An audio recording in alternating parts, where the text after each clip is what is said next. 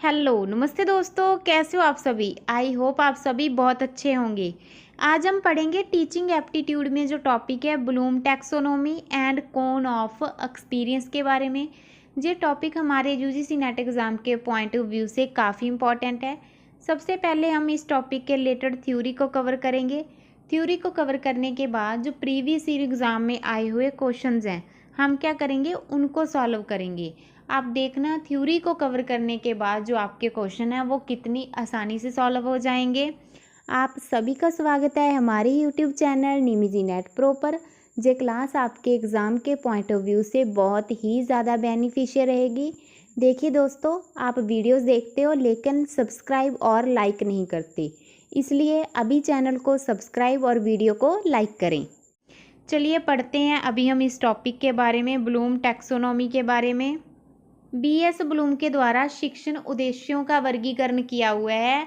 जो टीचिंग के ऑब्जेक्टिव हैं उनका वर्गीकरण किया है। जो बीएस ब्लूम है ना, इसके नेम पे ही नेम रखा हुआ है ब्लूम टैक्सोनॉमी। शिक्षा के अंतर्गत, किसके अंतर्गत, शिक्षा के अंतर्गत सीखने के उद्देश्यों के वर्गीकरण से संबंधित है। ब्लूम टैक्सोनॉमी किससे संबंधित है, सीखने के उद्देश्यों से। जैसे हम कोई चीज़ सीख रहे हैं, किसी टॉपिक को सीख रहे हैं, हम उस टॉपिक के बारे में नॉलेज ले रहे हैं, तो उसके पीछे हमारा उद्देश्य क्या है, उसका वर्गीकरण किया हुआ है। ब्लूम टैक्सोनॉमी 1956 में बनाया गया था। कब बनाया था, 1956 में बनाया था। देखिए दोस्तों, हम उन्हीं पॉइंट्स को ज़्यादा कवर करेंगे जो आपके एग्ज़ाम के पॉइंट ऑफ व्यू से ज़्यादा इंपॉर्टेंट हैं। बाकी के जो पॉइंट्स हैं वो आप खुद रीड कर लेना। देखिए जहाँ पे भी बताया हुआ है कि टैक्सोनॉमी का क्या मतलब है, टैक्सोनॉमी का मतलब है वर्गीकरण करना, चीज़ों को कैटेगराइज करना, ठीक है। अंत ब्लूम टैक्सोनॉमी शिक्षा को सीखने के रूपों और स्तर के वर्गीकरण का एक प्रयास है, इसलिए इसको 3 भागों में विभाजित किया गया है। 3 स्तर निर्धारित किए हुए हैं। जैसे बच्चा है वो कोई भी टॉपिक के बारे में नॉलेज ले रहा है, जहाँ कोई काम सीख रहा है, तो उसके सीखने की प्रक्रिया हर एक बच्चे की अलग अलग होती है। कोई बच्चा 5 महीने में सीख रहा है, कोई बच्चा 6 महीने में सीख रहा है, कोई बच्चा 8 महीने में सीख रहा है, ठीक है। तो हर एक बच्चा, उसकी जो बौद्धिक शक्ति है, बौद्धिक विकास हुआ है, वो अलग अलग ही हुआ है। सबसे पहले दिया हुआ है कॉग्निटिव डोमेन, नेक्स्ट दिया हुआ है इफेक्टिव डोमेन, थर्ड नंबर पे कौन सा है, साइकोमोटर डोमेन, ठीक है। आगे हम इसके बारे में डिटेल से जानते हैं। हेलो दोस्तों, यूजीसी नेट पेपर फर्स्ट का एग्ज़ाम पैटर्न काफ़ी चेंज हो चुका है। इस अपडेटेड पैटर्न और PYQ को ध्यान में रखते हुए हमने आप सभी के लिए एक स्पेशल कोर्स लॉन्च किया है, जिसमें आपको पेपर फर्स्ट के रिलेटेड कंप्लीट स्टडी मटेरियल मिलेगा। इस कोर्स में आपको क्या क्या मिलेगा, जैसे आपको पता है 10 यूनिट है और 10 यूनिट्स अपडेटेड स्टडी नोट्स जो कि हिंदी में रहेंगे, और 10 यूनिट्स वीडियो लेक्चर्स 2012 से अभी तक के प्रीवियस ईयर क्वेश्चन पेपर्स, और यूनिट वाइज एंड सब टॉपिक वाइज क्वेश्चंस। जैसे टीचिंग के रिलेटेड जितने भी अभी एग्ज़ाम में क्वेश्चन आए हैं वो हमने अलग कर रखे हैं, कम्युनिकेशन के रिलेटेड आए हैं वो हमने अलग कर रखे हैं। इससे क्या होगा, जैसे ही आपने थ्योरी कंसेप्ट को क्लियर किया देन आप इजीली उस टॉपिक के रिलेटेड PYQ लगा के देख सकते हो। इसके साथ साथ आपको व्हाट्सएप हेल्प भी मिलेगी। अगर आपको किसी टॉपिक में कोई डाउट है, किसी क्वेश्चन में कोई डाउट है, तो आप हमसे व्हाट्सएप पे भी कॉन्टैक्ट कर सकते हो। इसके साथ साथ आपको एक्स्ट्रा फ्री 5 बोनस भी दिए जाएंगे, जिसमें कि इम्पॉर्टेंट कीवर्ड्स वीडियो रहेंगी, important keyword study notes, free live mock test, all subject cut off, math DI का सल्यूशन मिलेगा। फुल इन्फॉर्मेशन के लिए आप हमसे व्हाट्सएप पे कांटेक्ट कर सकते हो, जहां हमारा ऐप निमिजी नेट इंस्टॉल कर सकते हो। ऐप का लिंक और कांटेक्ट नंबर डिस्क्रिप्शन बॉक्स में दिया हुआ है। कोर्स के अलावा भी अगर आपको एग्ज़ाम के रिलेटेड कोई भी प्रॉब्लम है, कोई भी डाउट है, तो भी आप हमसे व्हाट्सएप पे कांटेक्ट कर सकते हो। थैंक यू दोस्तों। डोमेन्स ऑफ लर्निंग दिया हुआ है, मोड ऑफ लर्निंग है, एग्जाम्पल एबिलिटीज़ के बारे में बताया हुआ है। इसको हम अच्छे से समझने की कोशिश करते हैं। सबसे पहले दिया हुआ है कॉग्निटिव डोमेन। कॉग्निटिव डोमेन में किसकी बात आती है, थॉट्स की, थिंकिंग की, जिसमें कि मेमोराइज करना है चीज़ों को। जैसे कोई बच्चा है वो सीख रहा है, उसने कोई क्वेश्चन को सॉल्व करना है, ठीक है। तब वो सोचता है कि मैं इस क्वेश्चन को किस तरीके से सॉल्व करूं। वहाँ पे किसकी बात आ रही है, थिंकिंग की बात आ रही है, थॉट्स की बात आ रही है, मेमोराइज की बात आ रही है। नेक्स्ट दिया हुआ है इफेक्टिव डोमेन। इफेक्टिव डोमेन में किसकी बात है? इमोशंस की बात है, फीलिंग्स की बात है, जिसमें कि मोटिवेशन की बात है। जैसे क्लास में कोई बच्चा पढ़ रहा है, ठीक है, तो उसके बच्चे के पढ़ने के पीछे उद्देश्य क्या है, उसका ऑब्जेक्टिव क्या है। जैसे एग्जांपल हम बच्चे को कहते हैं कि इस बार तेरे अगर 80% आ गए तो हम तुम्हें क्या करेंगे, साइकिल लेके देंगे, है ना। तो उस बच्चे का सीखने के पीछे मोटिव क्या है, तो उसके बारे में बताया हुआ है। नेक्स्ट दिया है साइकोमोटर डोमेन। इसमें किसकी बात है? एक्शंस की बात है, डूइंग की बात है, करके सीखना की बात है। जैसे हम टाइपिंग कर करके सीखते हैं, प्रैक्टिस से सीखते हैं ना। और प्लेइंग, हम खेलना भी कैसे सीखते हैं, जैसे जैसे हम खेलते हैं परफेक्ट होते जाते हैं उस खेल में, ठीक है। क्या कहते हैं? एक्शंस की बात है, डूइंग की बात है, किस में आ जाएगी? साइकोमोटर डोमेन में आ जाएगी, जिसमें हम क्या करते हैं, चीज़ों को, खेल को, म्यूज़िक को हम क्या करते हैं, प्रैक्टिकल करके सीखते हैं, ठीक है। नेक्स्ट देखिए, कॉग्निटिव डोमेन के बारे में बताया है। जैसे कि learners ability to process information in a meaningful way. किसकी बात है? मीनिंगफुल वे में हम क्या कर रहे हैं, इंफॉर्मेशन को कलेक्ट कर रहे हैं। इफेक्टिव डोमेन में किसकी बात थी? इफेक्टिव डोमेन में फीलिंग्स की बात थी ना, कि उस बच्चे का पढ़ने के पीछे उद्देश्य क्या है, उसका मोटिव क्या है। साइकोमोटर में क्या था? वो बच्चा प्रैक्टिकली चीज़ों को करके सीख रहा था। एग्जाम्पल टाइपिंग सीखना हो गया, म्यूज़िक सीखना हो गया, प्लेइंग हो गया। कॉग्निटिव, अफेक्टिव एंड साइकोमोटर जो डोमेन है उसके बारे में जो बेसिक है वो आपको अच्छे से समझ में आ गया होगा। अभी हम इनके बारे में डिटेल से जानते हैं। कॉग्निटिव डोमेन, इसका क्या मतलब है? ज्ञानात्मक पक्ष। आपने क्या करना है, इंग्लिश के नेम को ही याद रखना है, हिंदी के जो नेम है वो चेंज होकर आ जाते हैं। ब्लूम ने संज्ञात्मक पक्ष को 6 वर्गों में विभाजित किया है। कितने टाइप्स में? 6 टाइप में किया है, ठीक है। यह प्रणाली सरल से जटिल तथा मूर्त से अमूर्त है। ये पॉइंट आपने ध्यान में रखना है। यह प्रणाली सरल से जटिल तथा मूर्त से अमूर्त है। आइए इसके बारे में डिटेल से जानते हैं, इसके कौन कौन से स्टेप हैं। सबसे पहले दिया हुआ नॉलेज। बच्चे के पास नॉलेज है, ठीक है। नॉलेज के बाद वो क्या करेगा, वो उस नॉलेज को अंडरस्टैंड करेगा, वो चीज़ों को समझने की कोशिश करेगा कि यह क्यों हुआ, यह जहाज़ कैसे उड़ता है, रेलगाड़ी कैसे चलती है, ठीक है। उन चीज़ों को वो क्या करेगा, समझने की कोशिश करेगा। देन क्या करेगा, वो प्रयोग में लाएगा, अप्लाई करेगा। उसके बाद क्या करेगा, वो विश्लेषण करेगा चीज़ों का, ठीक है। एनालिसिस करेगा। एनालिसिस करने के बाद संश्लेषण करेगा, जो उसने छोटे छोटे पॉइंट्स को नोट किया है, ऑब्जर्व किया है, एनालिसिस किया है, उसके बाद क्या करेगा, उसके बाद उनको संश्लेषण करेगा, उनको इकट्ठा करेगा, ठीक है। इकट्ठा करने के बाद लास्ट में क्या आ जाएगा, एवेल्युएशन आ जाएगा, मूल्यांकन आ जाएगा। लास्ट में हम क्या करते हैं, पूरा जो हमारा प्रोसेस होता है, पूरा कोई टॉपिक होता है, जैसे एग्ज़ाम में क्या होता है, वो भी हमारा मूल्यांकन ही होता है ना। हम क्या करते हैं, एग्ज़ाम देते हैं, उसके बाद हमें नंबर मिलते हैं, तो वहाँ पे क्या होता है, वहाँ पे भी मूल्यांकन ही होता है। लास्ट में क्या किया जाएगा, इसमें मूल्यांकन हो जाएगा, एवेल्युएशन हो जाएगा। सबसे पहले क्या है, नॉलेज है। नेक्स्ट क्या है, उसको अंडरस्टैंड कर रहे हैं। थर्ड नंबर पे क्या है, उसको अप्लाई कर रहे हैं। फोर्थ नंबर पे क्या है, हम उसको एनालिसिस कर रहे हैं अप्लाई करने के बाद। फिफ्थ नंबर पे क्या है, हम उसका संश्लेषण कर रहे हैं, ठीक है। संश्लेषण करने के बाद हम उसका मूल्यांकन कर रहे हैं, एवेल्युएशन कर रहे हैं, ठीक है। ये था कॉग्निटिव डोमेन के बारे में। जहाँ भी यही बताया हुआ है आप खुद से रीड कर लेना। जहाँ पे देखिए ज्ञान क्या है, नॉलेज क्या है, इसमें हम क्या करते हैं, नॉलेज लेते हैं किसी भी चीज़ के बारे में, शब्दावली के बारे में, विशिष्ट तथ्यों के बारे में, ठीक है। उसके साथ साथ जो अलग अलग सिद्धांत हैं, मेथड्स हैं, संरचनाएं हैं, सभी के बारे में हम क्या करते हैं, नॉलेज को कलेक्ट करते हैं। उसके बाद हम क्या करते हैं, अंडरस्टैंड करते हैं चीज़ों को। नॉलेज के बाद हम अंडरस्टैंड कर रहे हैं, ठीक है। बोध में हम क्या करते हैं, अनुवाद करते हैं, उसके अर्थ के बारे में जानते हैं, उसके बारे में हम समझते हैं। समझने के बाद हम क्या करते हैं, अप्लाई करते हैं, ठीक है। तथ्यों एवं सामान्यकरण का हम क्या करते हैं, यूज़ करते हैं।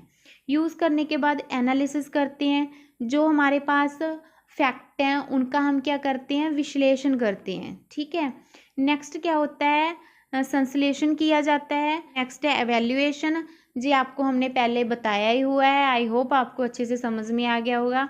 नेक्स्ट हम बात करते हैं अफेक्टिव डोमेन के बारे में, इसका भी अभी हम ग्राफ देख लेते हैं।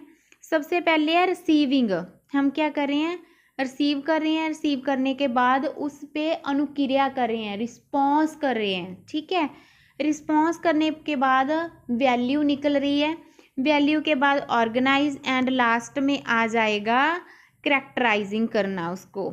अभी जहाँ से हम अच्छे से समझ लेते हैं, रिसीविंग में क्या आएगा, व्यक्ति सबसे पहले सुनने या समझने की भावना को रखता है। कोई भी पर्सन है, पहले वो क्या करेगा, सुनेगा। अगर वो सुनेगा तभी वो चीज़ों को समझेगा ना। जैसे क्लास में कोई भी टॉपिक है, हम पहले उसके बारे में सुनते हैं ना, सुनने के बाद क्या करते हैं, हम समझते हैं। ठीक है, सबसे फर्स्ट में क्या आएगा, रिसीविंग आएगा। रिसीविंग के बाद क्या है, अनुक्रिया करना, उस पर रिस्पॉन्स करना। जो नॉलेज व्यक्ति के पास है, जहाँ उसने कहीं से ग्रहण की है, उस पर अपनी वो प्रतिक्रिया को व्यक्त करता है, उस पर क्या करता है, वो रिस्पॉन्स करता है।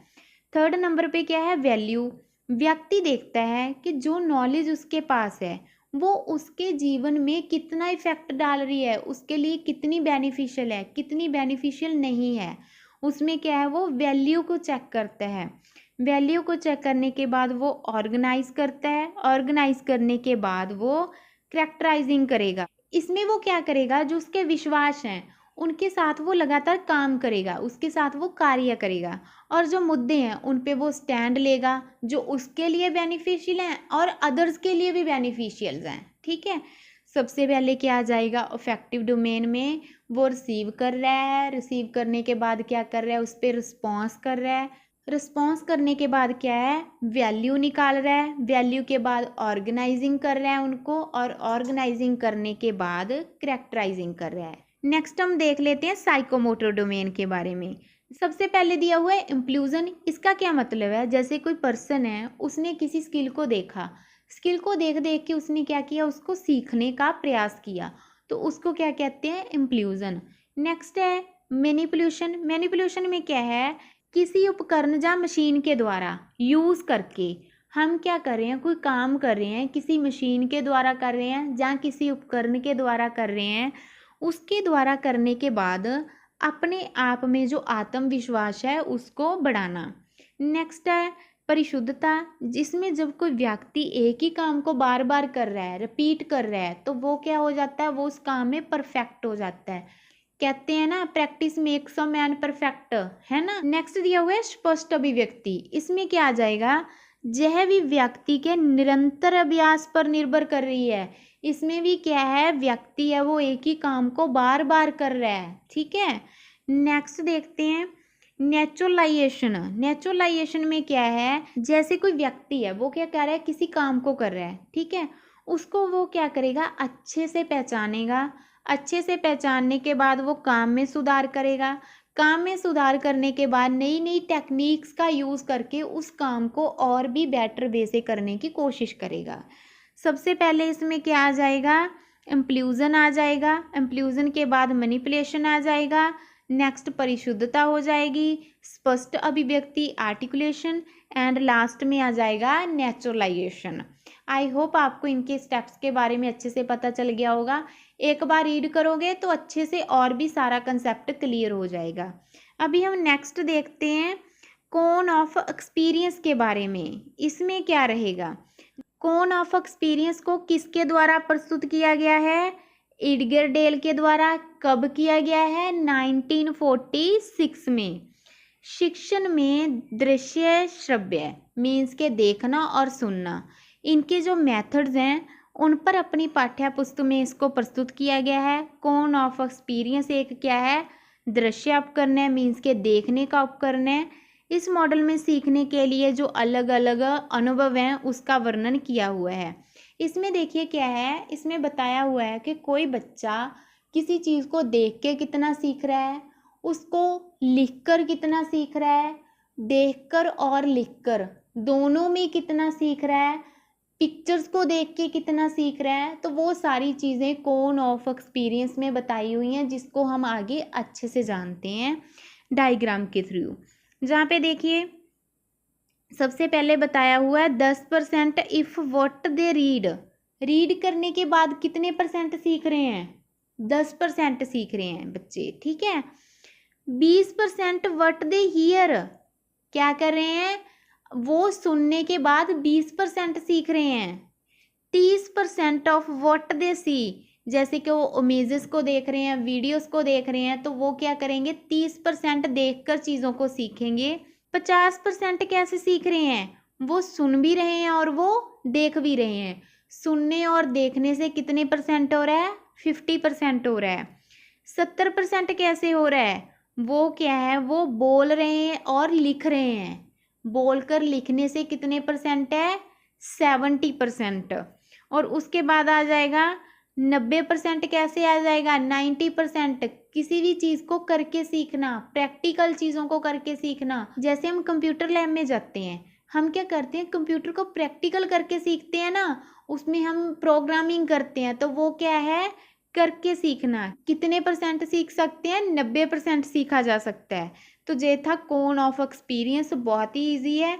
10% हम तब सीखते हैं जब हम उसको पढ़ रहे हैं, 20% सुनने के बाद हम सीख रहे हैं, 30% क्या हम देख के सीख रहे हैं, 50% में क्या आ जाएगा, हम देख भी रहे हैं और हम सुन भी रहे हैं, 70% में क्या आ जाएगा, हम क्या कर रहे हैं, बोल कर लिख रहे हैं। ये तो आप सभी को ही पता है ना, किसी भी काम को अगर हम करके सीख रहे हैं तो हम बेटर वे से सीख सकते हैं। ये क्वेश्चन दिया हुआ है, देखते हैं। अकॉर्डिंग टू ब्लूम टैक्सोनॉमी, ठीक है, the highest level of learning in cognitive domain, cognitive domain में कौन सा लेवल हाईएस्ट था। हमने क्या पढ़ा था, एवेल्युएशन पढ़ा था ना, लास्ट में हम क्या कर रहे थे, मूल्यांकन कर रहे थे चीज़ों का, तो आंसर क्या हो जाएगा, एवेल्युएशन। नेक्स्ट देखिए, which of the following represent learning as a 6 level, कहाँ पे 6 पार्ट थे, कॉग्निटिव डोमेन में थे ना, तो किसके द्वारा बनाया हुआ है, किसके द्वारा बनाया हुआ है, ब्लूम के द्वारा। तो उसको क्या कहा जाता है, ब्लूम टैक्सोनॉमी कहा जाता है, ठीक है। नेक्स्ट देखिए, from the list given below, हमें क्या है, लिस्ट दी हुई है, हमें क्या करना है, आइडेंटिफाई करना है। किसको आइडेंटिफाई करना है, which relate to the domain of personality and attitude, किसकी पर्सनैलिटी एंड एटीट्यूड है, एक इफेक्टिव टीचर की। कौन सी डोमेन है जो पर्सनैलिटी और एटीट्यूड से रिलेटेड है, उसके बारे में देख लेते हैं। सबसे पहले दिया हुआ लोकस ऑफ कंट्रोल, इसका तो हमने कहीं नहीं पढ़ा ना, कंट्रोल तो कहीं भी नहीं किया जा सकता। नेक्स्ट दिया हुआ है कम्युनिकेटिंग। देखिए दोस्तों, कम्युनिकेटिंग है, जो कम्युनिकेशन है वो एक बहुत ही इंपॉर्टेंट रोल अदा करता है। जैसे टीचर है, ठीक है, और स्टूडेंट है, उनके बीच का कम्युनिकेशन कैसा है, स्टूडेंट को कोई डाउट है तो वो अपने टीचर से पूछ रहा है, टीचर से क्लियर कर रहा है चीज़ों को, तो वहाँ पे क्या करता है, जो कम्युनिकेशन है ना, वो बहुत ही इंपॉर्टेंट रोल अदा करता है। नेक्स्ट है मैनेजिंग।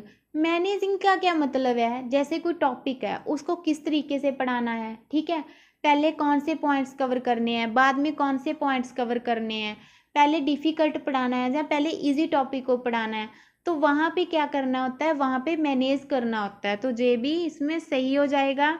नेक्स्ट है सेल्फ एफिशिएंसी, ऑब्वियस ही बात है, ठीक है, आत्म जो सामर्थ्य है वो भी इसमें बहुत इंपॉर्टेंट रोल अदा करता है। नेक्स्ट दिया हुआ है शिक्षक का उत्साह, शिक्षक का उत्साह इसमें कोई खास इंपॉर्टेंट रोल अदा नहीं करता। नेक्स्ट दिया हुआ है बीइंग ऑर्गेनाइज एंड ऑर्डरली, ये भी इसमें इतना इम्पॉर्टेंट नहीं है। तो इस तरीके से बी, सी और डी तीनों ही इसमें सही हो जाएंगे। देख लेते हैं क्या आंसर सही है, बी, सी और डी तीनों ही इसमें सही हो जाएंगे। देखिए दोस्तों, ये तो हमने कुछ ही क्वेश्चन किए हैं, बाकी के क्वेश्चन क्या करना है, आपने खुद सॉल्व करने हैं। जब आप खुद सॉल्व करोगे ना, तब आपको कंसेप्ट और भी अच्छे से क्लियर हो जाएगा।